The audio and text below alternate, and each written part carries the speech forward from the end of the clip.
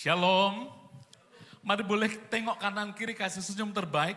Sebelah kiri kasih salam, katakan siap dengarkan firman Tuhan. Sebelah kanan kasih salam, katakan siap lakukan firman Tuhan. Haleluya, kita bersuka cita hari ini, amin. Ada yang lebih bersuka cita lagi, selamat untuk keluarga Bapak Petrus Agung Setiawan. Paling bersuka cita pagi hari ini, ya. Kita telah bersama-sama belum menyaksikan pemberkatan nikah dan bersyukur bersama-sama. Jemaat yang terkasih, beberapa minggu lalu, tepatnya minggu lalu kita mendengar firman Tuhan tentang bagaimana Roh Kudus dicurahkan. Pentakosta itu dinyatakan. Dinyatakan dengan lidah-lidah api, murid-murid dipenuhi dengan Roh Kudus. Lalu penginjilan dibawa sampai ke kota-kota. Sampai akhirnya penginjilan itu bergulir terus. Akhirnya adalah Rasul Paulus membuka gereja-gereja, ya, sampai di kota-kota. Dan mulai pagi ini kita belajar jemaat-jemaat itu dibuka oleh Rasul Paulus, dilayani oleh Rasul Paulus di kota-kota yang ditulis di kitab Wahyu, antara lain jemaat Efesus, ya, jemaat Laodikia, Philadelphia, Pergamus, Smyrna, ya, Prigia. Nah, spesial pagi ini yang pertama kita belajar akan firman Tuhan tentang gereja di Efesus. Ya, tentang gereja di Efesus dengan satu tema gereja yang kehilangan kasih. Mari buka firman Tuhan bersama-sama. Kita buka firman Tuhan dari kitab Wahyu. Iya. Kitab Wahyu. Saudara tahu kitab Wahyu letaknya di mana? Yang pasti setelah kitab Kejadian, saudara. Kitab Wahyu pasal yang kedua, ayat 1 sampai ayat yang ke-7. Kitab Wahyu pasal 2, ayat 1 sampai 7, nanti kita belajar ayat 1 sampai 7. Tetapi sebagai ayat pokok kita buka kitab Wahyu, pasal 2 ayat yang keempat, saudara sekalian. Wahyu pasal 2 ayat yang keempat. Sudah menemukan? Yang menemukan katakan amin. Yang belakang katakan haleluya. Mari baca bersama-sama 2, 3. Namun demikian aku mencela engkau karena engkau telah meninggalkan kasihmu yang semula. Ya, ayat dasar ini kita akan jadikan satu acuan untuk mengenal jemaat Tuhan yang di Efesus. Iya, jemaat Tuhan yang di Efesus. Kita belajar nanti ayat 1, 2 sampai 7 lengkap. Tapi sebagai dasar ini ada satu gereja yang kehilangan kasih yang mula-mula. Wow, saudara.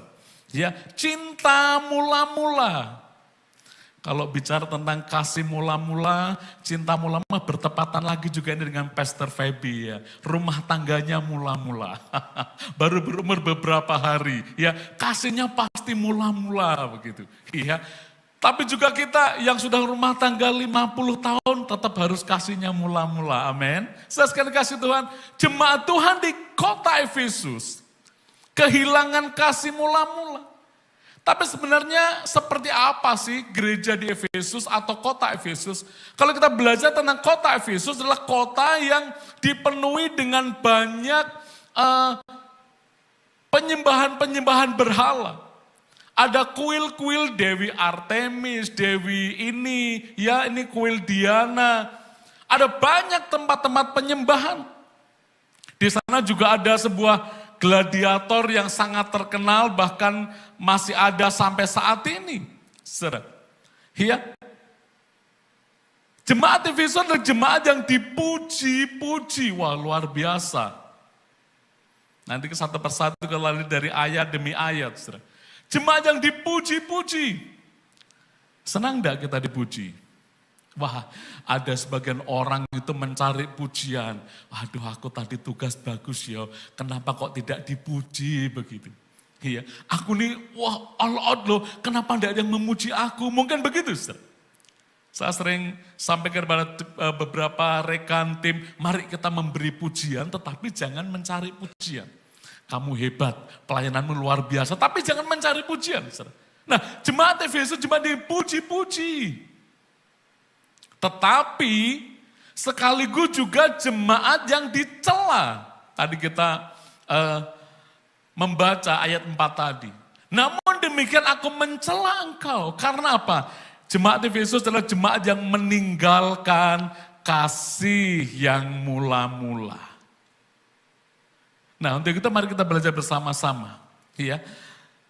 Sungguh ironis sekali bahwa manusia yang dipuji-puji, berbuat baik, pelayanannya luar biasa, gereja yang bertumbuh signifikan, tapi tiba-tiba berubah. Ya, tiba-tiba berubah. Tiba-tiba kasihnya hilang. Ini menunjukkan bahwa manusia memang mudah sekali berubah. Untuk itu mari kita, apa yang bisa kita pelajari dari jemaat yang demikian? Apa yang kita bisa pelajari? Mari kita belajar apa yang kita bisa pelajari dari jemaat Tuhan di kota Efesus. Yang pertama, tentang pujian. Ya.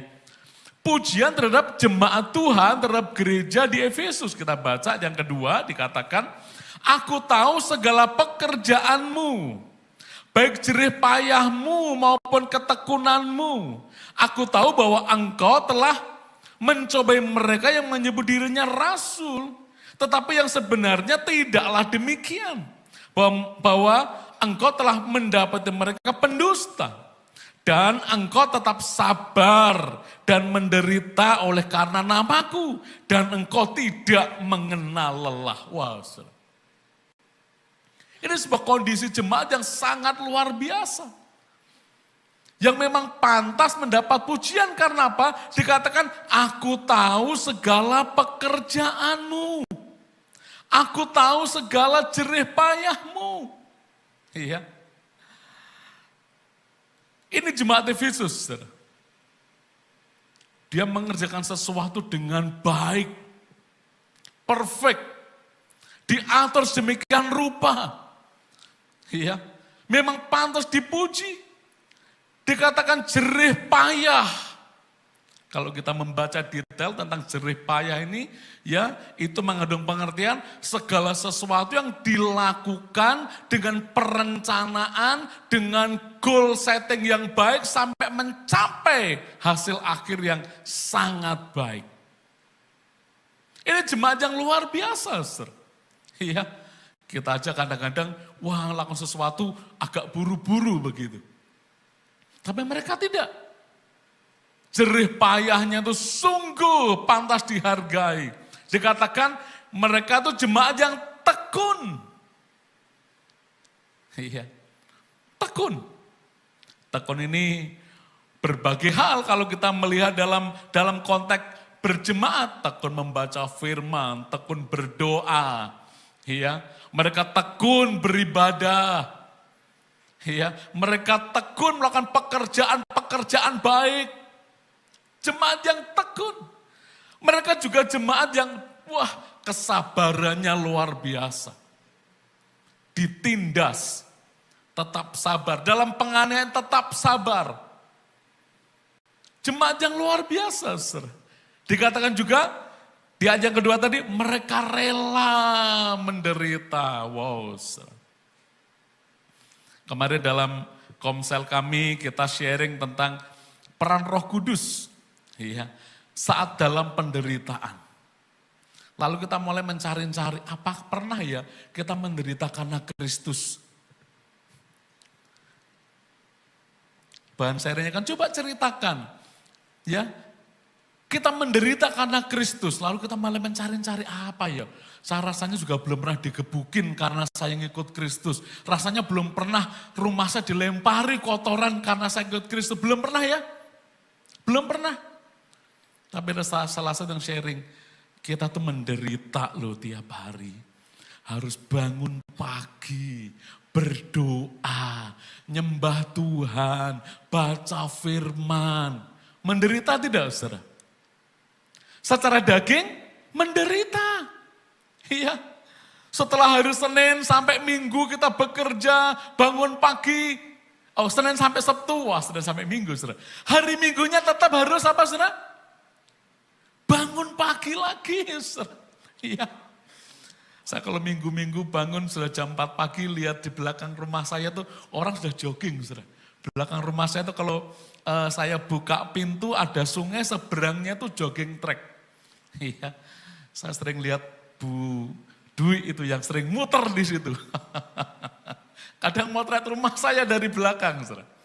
Iya, pagi-pagi, saudara. Bukannya jogging track, banyak sudah mancing di situ, saudara. Saya kadang guyon dengan kapan ya kita mancing atau jalan-jalan di situ ya. Orang-orang jauh itu datang, saudara. Kami yang tinggal melangkah saja itu sebulan sekali aja enggak, saudara. Menderita, saudara. Iya, menderita. Menderita karena Kristus, jemaat Efesus.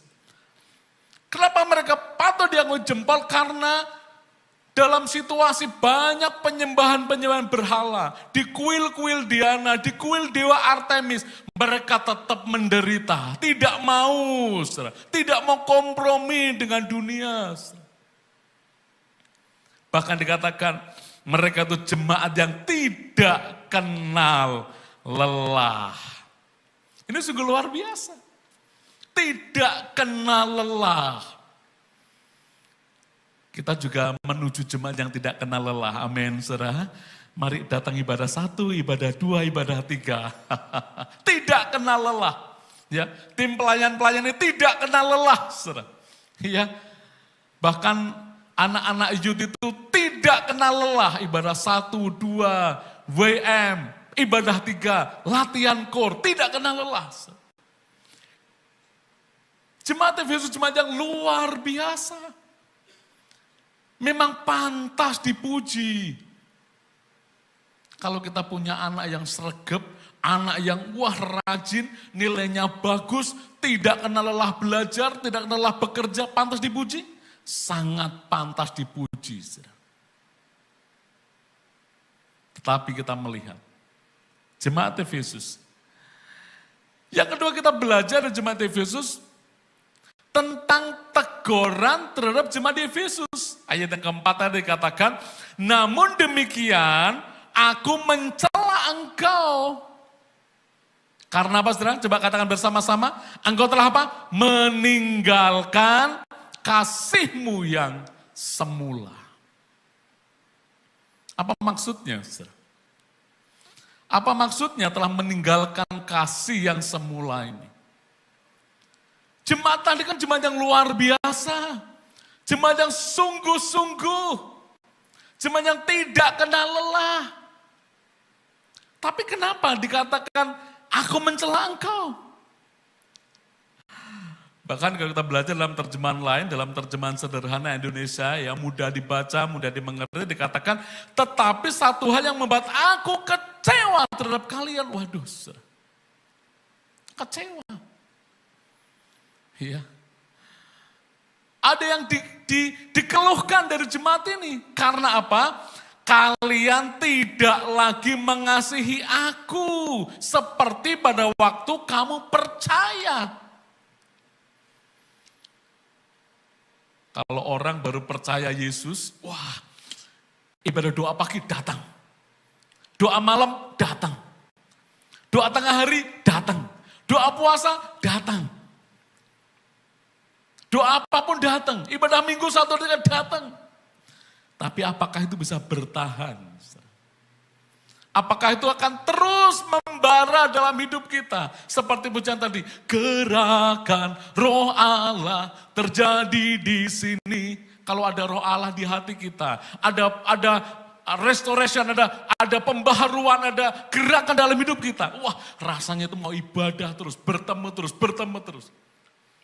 Tapi apakah kita bisa mempertahankan itu, saudara? Iya.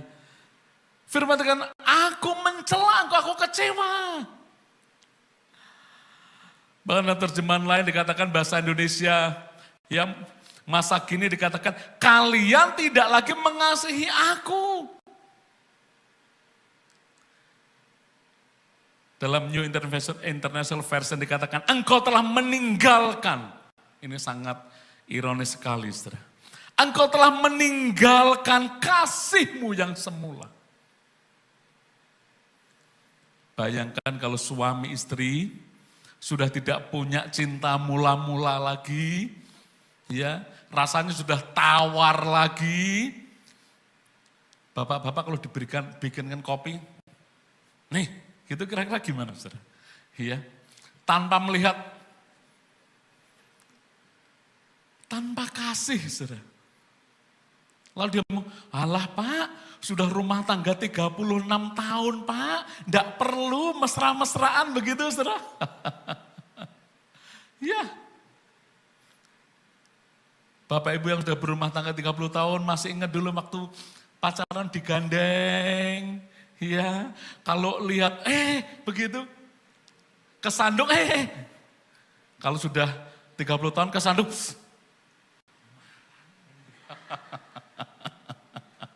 Saya sekalian. Apa seperti itu? Telah kehilangan kasih mula-mula, cinta mula-mula yang membara. Jemaat Efesus, kehilangan kasih, ibadah masih terus berlangsung, pelayanan masih terus berlangsung, tapi tanpa kasih lagi, tidak disertai kasih lagi. Saya menemukan artikel ini, saudara. Ya, mereka telah meninggalkan kasih mula-mula. Saya menemukan artikel ini, saudara. Ya. Ibadah ke gereja itu antara niat dan rutinitas. Saya temukan di halaman .com. Saya curiga Pak Hirman yang nulis ini, saudara. Karena Pak Hirman tiap hari nulis di .com. Saya sering baca, saudara. Ayo baca, tulisannya bagus. Saya curiga ini apa Pak Hirman yang nulis nih. Ya, ibadah ke gereja itu antara niat atau rutinitas. Coba periksa diri kita masing-masing. Apakah kita ibadah gereja merupakan satu kerinduan begitu, saudara? Saya sering di Komsel sampaikan begini, ibadah hari Minggu itu dimulai dari hari Sabtu, saudara. Iya. Kalau kami pulang latihan malam-malam sudah sampai rumah jam 8:30, jam 9 malam, kami mulai cari lagi besok itu yang harus dipakai apa. Sepatunya disiapkan, disemir dulu, kaos kakinya disiapkan, sudah dihanger-hangeri.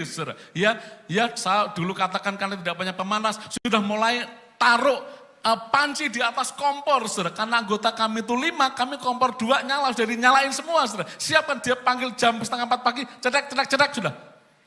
Mandi semua, ayo, kurang 15 menit. Yang lain sudah menunggu di mobil, yang lain masih bikin minum. Saudara. Supaya Pak, itu menjadi sebuah kerinduan. Saudara. Dan di sebuah gereja, saya ceritakan ini, ternyata menginspirasi sebuah keluarga. Saudara. Ya, tiap kali saya khotbah di gereja itu, dia cerita, saya selalu ingat Pak kalau Minggu pagi, ya, saya mau mancal ke mall lagi, saya ingat Pak Philip sudah numpangkan panci di kompor. Tiap Minggu pagi dia ingat, saudara. Rupanya cerita sepele ini membuat keluarga ini mengalami kebangkitan yang dulunya dia terlambat ibadah karena dekat rumahnya, dia sekarang tidak pernah terlambat lagi, saudara. Karena apa? Ibadah itu harus disertai dengan apa? Kerinduan. Katakan amin. Amin. Harus memiliki kerinduan. Ya. Jangan sampai kita memberi, tetapi tidak lagi dengan kasih. Ini jemaat di Efesus. Perpuluhan tetap dijalankan perpuluhan, membayar perpuluhan, berkorban tetap berkorban. Tapi sudah tidak dengan kasih lagi. Karena apa? Menjadi kebiasaan. Iya, sudahlah. Nanti sebentar lagi ini kan habis khotbah ada Bapak Ibu yang tadi datang dengan amplop silahkan nanti akan ada petugas sudah masukkan. Sudah tidak ada rasa lagi. No, sir. Beri persembahan itu harus dengan kasih. Amin, sir. Kita bisa memberi tanpa kasih, saudara. Tapi kita tidak bisa mengasihi tanpa memberi. Kapan kita memberi tanpa kasih, ada yang tahu? Nah, di Bangju katanya, saudara. Di lampu merah itu kita memberi Tidak dengan kasih pun bisa. Kasih aja. Ada yang lebih lagi memberi tanpa kasih, tidak ada kasih di mana kira-kira? Di rumah makan, saudara. Ya di rumah makan tidak ada yang pengamen masuk. Di warung makan itu masih ada pengamen masuk, saudara. Kalau pengamen masuk itu kita buru-buru, jangan sampai ke meja kita udah siapkan dulu, saudara. Karena mengganggu. Kalau di lampu merah sih kita tidak buka kaca sih lewat saja, saudara. Kalau di Salatiga sedang nikmati ronde di depan hotel apa itu? Wahid, ya. Baru nikmatnya, saudara. Dari jauh aja. Grace, cepet, Grace. Cepet. Belum sampai dia nyanyi dikasih supaya pergi. Saudara. Karena kita terganggu. Kita memberi tetapi tidak dengan kasih. Saudara. Kondisi jemaat di Efesus, dia tetap memberi, tetap berkorban, berlomba-lomba berkorban. Tetapi sudah tidak dengan kasih lagi. Saudara. Tawar. Kondisi jemaat di Efesus itu datang beribadah, datang komsel. Tetapi dasarnya tidak kasih lagi, saudara. Kenapa, saudara? Waduh, nanti kalau tidak datang komsel, tidak enak sama PKS-nya. Waduh, kali tidak datang komsel, waktu deng, wajahku tidak nongol di sana. Datang komsel tidak dengan kasih lagi. Mesake sing di omah. Nek orang sing teko. Wow, saudara. Tidak dengan kasih lagi. Kondisi jemaat di Efesus seperti itu, saudara. Bahkan lebih parah lagi, saudara. Dia melayani, tetapi sudah tidak dengan kasih, saudara. Kehilangan kasih. Datang 5:30 sih datang, saudara. Tidak terlambat. Ya, ibadah 1, 2, 3, pelayanan full, saudara. Tetapi sudah tidak dengan kasih, saudara. Katakan, itu bukan saya, itu bukan saya. Iya. Kita melayani tapi dengan kasih, saudara. Tapi jemaat Tuhan di kota Efesus, mereka melayani, mereka menyembah Tuhan, tetapi sudah tawar hatinya. Mereka beribadah hanya dengan bibirnya, tetapi hatinya jauh daripada Tuhan. Iya, celebrationnya masih terus berlangsung. Tetapi hatinya sudah tidak terpaut lagi dengan Tuhan. Dan itu pasti bukan jemaat firman kudus. Katakan amin. Ya, saudara. Kita merindukan sebuah persekutuan, merindukan ibadah bersama-sama. Dan kita beribadah dengan kasih kita kepada Tuhan. Ini teguran, saudara. Percuma mereka beribadah kepadaku sedangkan ajaran mereka hanya melakukan perintah-perintah manusia. Firman Andreas katakan, bangsa ini memuliakan aku dengan bibirnya, tetapi hatinya jauh daripadaku. Jangan sampai kita badannya sih di gereja, saudara. Tapi mikir ini kok rak barbar sih, aku kok orang selesai nih firmannya, ini loh. Saudara, mari kita belajar beribadah dengan kasih kita. Pertanyaannya, bagaimana mungkin? Saudara? Bagaimana mungkin ini terjadi? Bagaimana jemaat Efesus beribadah tapi tidak dengan kasih. Memberi tapi tidak dengan kasih. Saudara. Bagaimana mereka datang persekutuan tapi tidak dengan kasih. Bagaimana mereka melayani, memuji Tuhan tapi tidak dengan kasih. Saudara. Hal itu sangat mungkin karena mereka melakukan berdasarkan kewajiban. Melakukan berdasarkan kebiasaan-kebiasaan. Tak ubahnya seperti mesin cetak, mesin pres. Ya sudah jalannya seperti itu terus. Mereka terjebak dalam rutinitas, terjebak dalam kebiasaan-kebiasaan. Oleh karena itu firman Tuhan menyatakan bagian yang ketiga, bagian yang terakhir adalah nasihat. Kita belajar bagaimana Tuhan memberi nasihat. Ayat 5 mengatakan, sebab itu ingatlah betapa dalamnya engkau telah jatuh, bertobatlah. Firman Tuhan menyerukan, bertobatlah dan lakukan lagi apa yang semula engkau lakukan. Jika tidak demikian, waduh saudara, bahkan ada sedikit ancamannya nih. Jika tidak demikian, aku akan datang kepadamu, akan mengambil kaki Dian daripadamu. Ya, jika engkau tidak bertobat. Wow, saudara. Ini bukan saja merupakan sebuah nasihat, tetapi ini sebuah seruan. Bertobatlah. Ya, ini sebuah seruan. Siapapun kita yang dengar firman Tuhan pagi ini seruan bagi kita.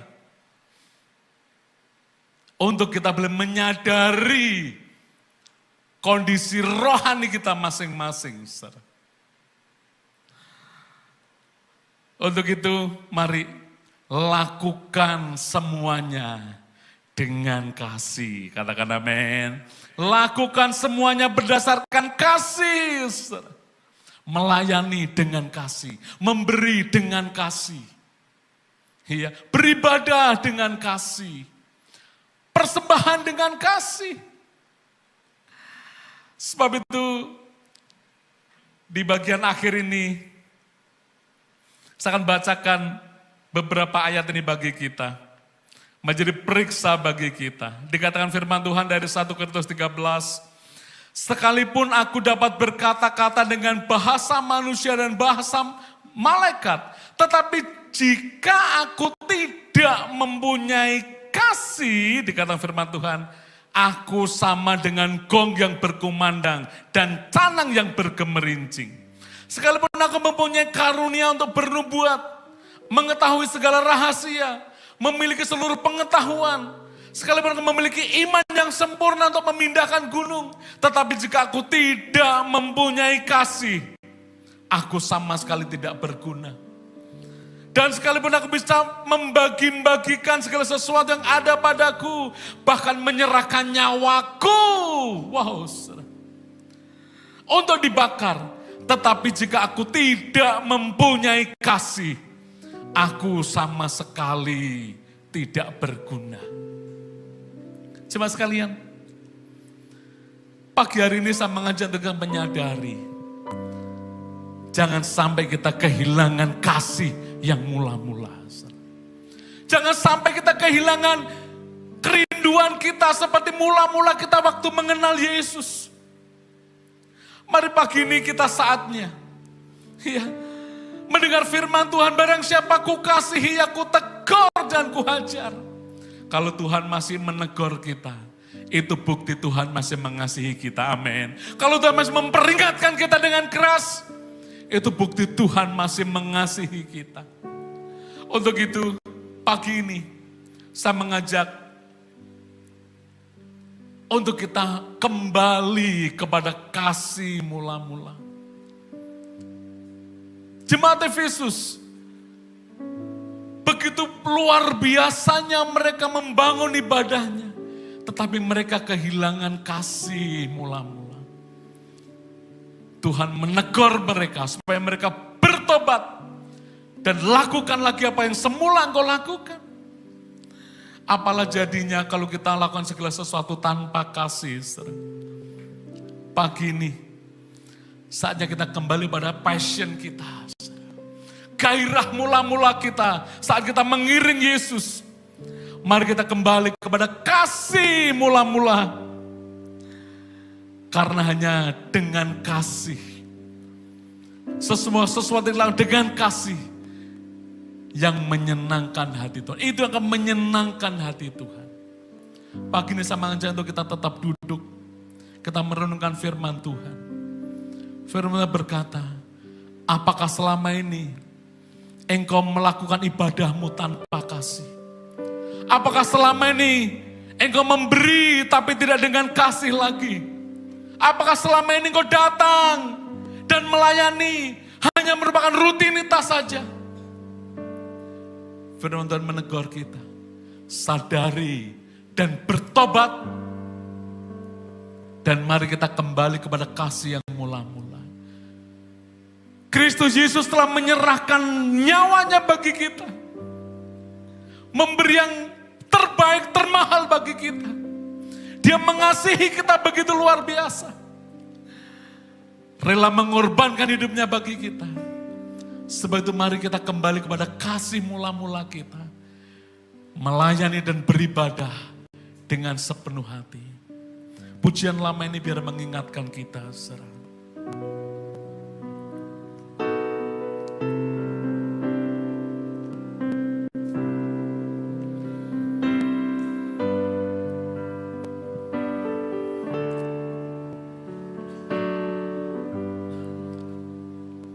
Apakah melayani tanpa kasih? Apakah melayani tanpa kasih? Apakah memberi tanpa kasih? Apakah kerja buat Tuhan tanpa kasih?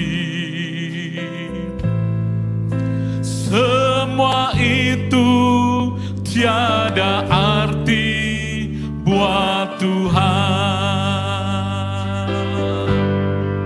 Oh Tuhan, berilah sekarang roh belas kasihan-Mu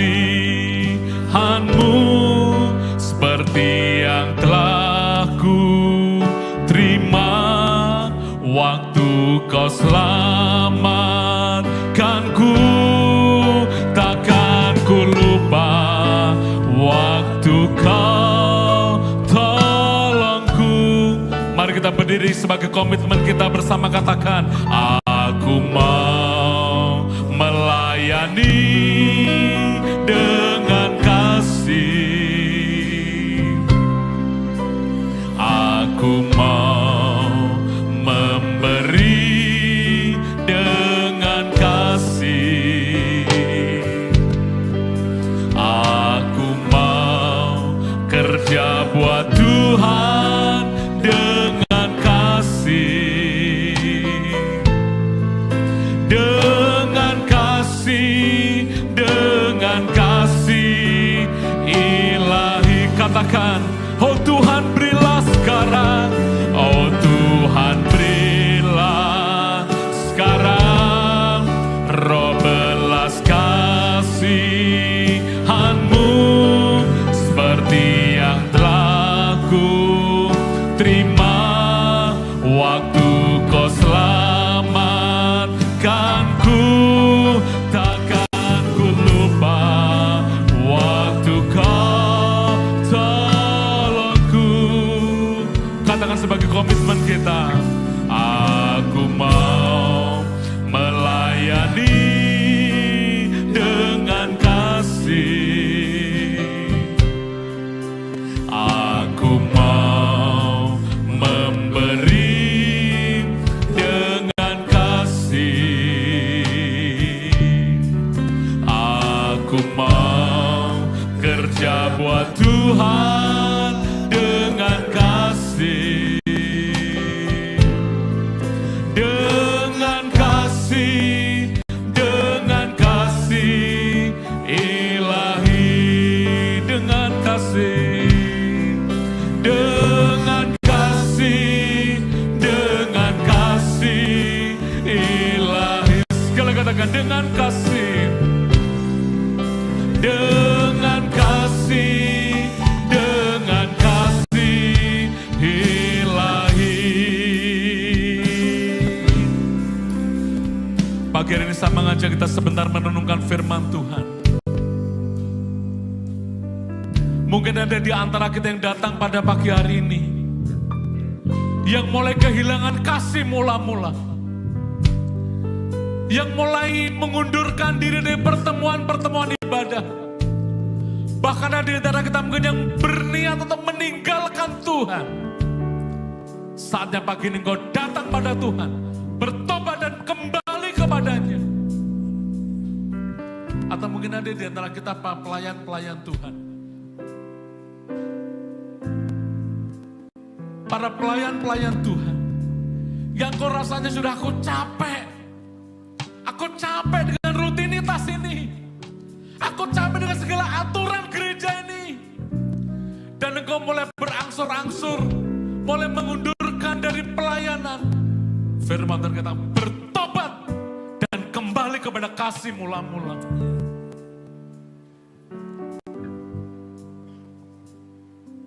Mari bersama-sama datang pada Tuhan.